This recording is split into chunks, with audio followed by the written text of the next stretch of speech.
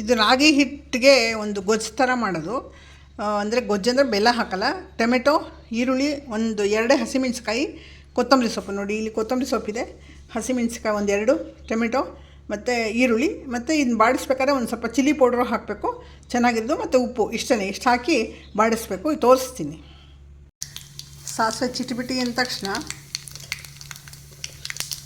ಸ್ವಲ್ಪ ಅರಿಶಿನ ಹಾಕಿ, ಅದಾದಮೇಲೆ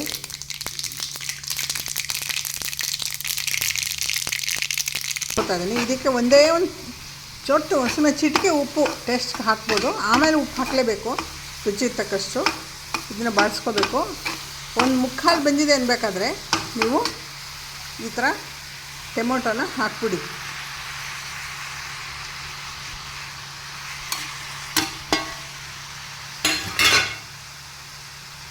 ಟೊಮೆಟೊ ಹಾಕ್ಬಿಟ್ಟು ಇದನ್ನು ಒಟ್ಟಿಗೆ ಕೂಡಿ ಬಾಡಿಸ್ಬೇಕು.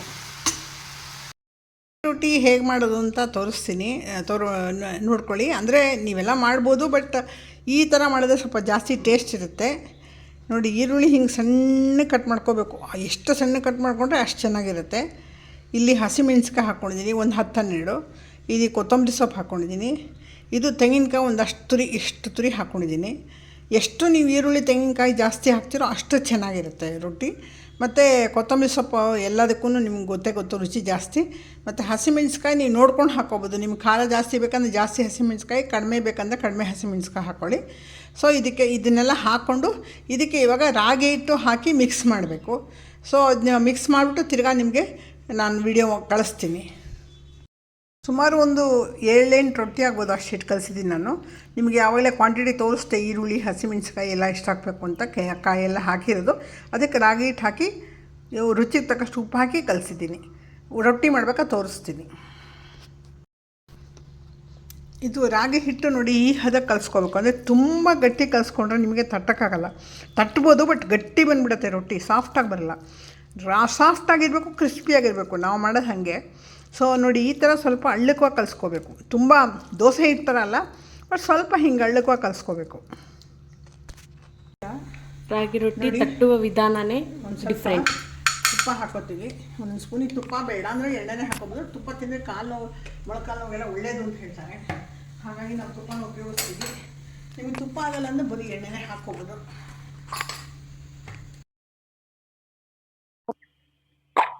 ರೊಟ್ಟಿ ತಟ್ಟುವ ವಿಧಾನ. ಕೆಲವೊಬ್ರು ರೊಟ್ಟಿ ತುಂಬ ದಪ್ಪ ನೋಡಿ, ಈ ಥರ ಹಾಕ್ಕೊಂಡು ಒಂದು ಸ್ಪೂನ್ ಎಣ್ಣೆ, ಒಂದು ಸ್ಪೂನ್ ತುಪ್ಪ ಹಾಕ್ಕೊಂಡು ಹೀಗೆ ಚೆನ್ನಾಗಿ ಸವರ್ಕೊಳ್ಳಿ ತವಕ್ಕೆ. ಈಗ ಒಟ್ಟಿಗೆ ನಾವು 2 ರೊಟ್ಟಿ ಮಾಡ್ತಾಯಿದ್ದೀವಿ, 2 ತವದಲ್ಲಿ. ಇವಾಗ ನೋಡಿ, ಹಿಟ್ಟು ಇಷ್ಟು ಅಳಕವಾಗಿರ್ಬೇಕು ಅಂತ ಹೇಳಿದ್ವಿ. ನೋಡಿ, ಇಷ್ಟು ಅಳಕವಾಗಿಲ್ಲದೆ ತುಂಬ ಗಟ್ಟಿ ಕಲಿಸಿದ್ರೆ ಒಳ್ಳೆ ಕಲ್ಲು ಥರ ಆಗಿಬಿಡುತ್ತೆ ರೊಟ್ಟಿ. ಸಾಫ್ಟ್ ಆಗೋಬೇಕು, ಕ್ರಿಸ್ಪಿ ಆಗೋಬೇಕು ಅಂದರೆ ಈ ಥರ ಕಲಿಸ್ಕೋಬೇಕು. ನೋಡಿ, ಈಗ ನೋಡಿ ಇಷ್ಟು ಹಾಕ್ಕೊಳ್ಳಿ, ಹಿಟ್ಟು ಒಂದಿಷ್ಟು ಹಾಕ್ಕೊಳ್ಳಿ, ಆಯಿತಾ? ನೀರು ಬೇಕಾ? ಇರಿ, ಹಿಟ್ಟು ಹಾಕ್ಕೊಂಡಿದ್ದೀವಿ. ಈಗ ಇದು ನೀರಲ್ಲಿ ಕೈ ಎದ್ದಿ ಅಗಲ ಮಾಡಿರ್ತೀವಲ್ಲ, ನೀರು ಹಾಕಬಾರ್ದು, ಬಟ್ ನೀರಲ್ಲಿ ಕೈ ಎದ್ದಿ ಹೀಗೆ ತೆಳ್ಳಗೆ ಅಗಲಕ್ಕೆ ಲಟ್ಟಿಸ್ಕೊಳ್ಳಿ. ಹೀಗೆ ಅಂದರೆ ಅಗಲಕ್ಕೆ ಹರಡಿ, ತವದ ಮೇಲೆ ತಟ್ಟಿ ಡೈರೆಕ್ಟಾಗಿ. ಕೆಲವರು ರೊಟ್ಟಿ ತಟ್ಟಕ್ಕೆ ಬರದೇ ಇರೋರು ರೊಟ್ಟಿ ಪೇಪರ್ ಇರುತ್ತಲ್ಲ ರೊಟ್ಟಿ ತಟ್ತಾರೆ, ಬಟ್ ಅದಿದ್ರಷ್ಟು ರುಚಿ ಬರಲ್ಲ, ಸ್ವಲ್ಪ ದಪ್ಪ ಬರುತ್ತೆ. ಈ ಥರ ಮಾಡಿಕೊಂಡು ಚೂರು ಒಂದು ಸ್ವಲ್ಪ ತವ ಕಾಣಂಗಿಟ್ರೆ ಆ ಸಂದಿಲೆಲ್ಲ ನಾವು ಎಣ್ಣೆ ಹಾಕ್ತೀವಲ್ವ, ಸೊ ಚೆನ್ನಾಗಿ ಕ್ರಿಸ್ಪಿಯಾಗಿ ಬೇಯ್ತೀವಿ. ಚೂರು ಜಾಸ್ತಿ ಬೇಡ, ಸುಮ್ಮನೆ ಒಂದು ಚೂರು ಹೀಗೆ ಮಾಡ್ಬಿಟ್ಟು ತೆಳ್ಳಗೆ ಲಟ್ಟಿಸ್ಬೇಕು. ದಪ್ಪಗೆ ಲಟ್ಟಿಸ್ಬಾರ್ದು, ತೆಳ್ಳಗಿರಬೇಕಿದು. ಎಷ್ಟು ಸ್ವಲ್ಪ ಹಿಟ್ಟು ನೋಡಿದ್ದೀರಾ. ಇವಾಗ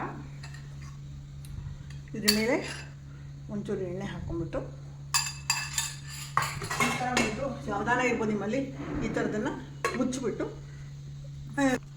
ಸ್ಟವ್ ರೊಟ್ಟಿ ತಟ್ಟಾದ್ಮೇಲೆ ಹಸ್ಬೇಕು.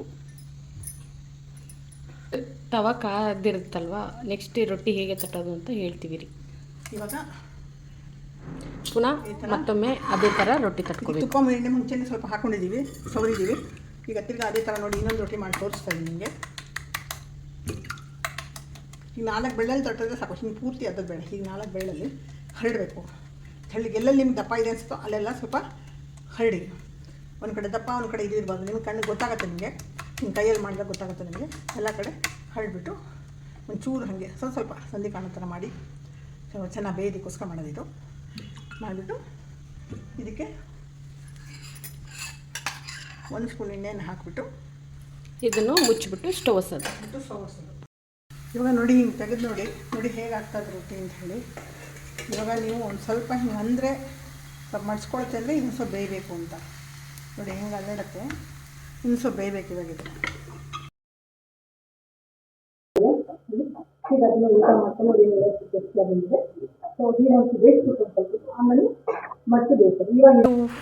ರಾಗಿ ರೊಟ್ಟಿ ಇದಕ್ಕೆ ನೀರು ಹಾಕೊಂಡು ತಿನ್ಬೋದು. ನೆಕ್ಸ್ಟ್ ರೊಟ್ಟಿ ಬಂದಾಗುತ್ತೆ.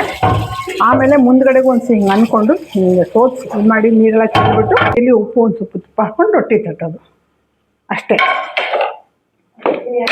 ಪುನಃ ಅದೇ ರೀತಿ ತುಪ್ಪ ಎಣ್ಣೆ ಹಾಕ್ಕೊಂಡು ಫುಲ್ ಸ್ಪ್ರೆಡ್ ಮಾಡಿಕೊಂಡು ಹಸಿಟ್ಟು ಹಾಕಿ ತಟ್ಟೋದು. ಅಮ್ಮ ಇದು ಎತ್ತಿಟ್ಬಿಡ್ಲ ಪರವಾಗಿಲ್ಲ, ನ್ಯಾಚುರಲ್ ಈ ಥರ ಮಾಡಿದ್ರೆ ದಯವಿಟ್ಟು ನನ್ನ ಫಾಲೋ ಮಾಡಿ. ಎಡಿಟಿಂಗ್ ಮಾಡಲ್ಲ, ನ್ಯಾಚುರಲ್ ಆಗಿ ವಿಡಿಯೋ ಮಾಡ್ತಾ ಇದ್ದೀವಿ. ನಮ್ಮ ಹತ್ರ ಇರೋ ಫೋನಲ್ಲಿ ಫಾಲೋ ಮಾಡಿ, ಪ್ಲೀಸ್ ಸಪೋರ್ಟ್ ಮಾಡಿ.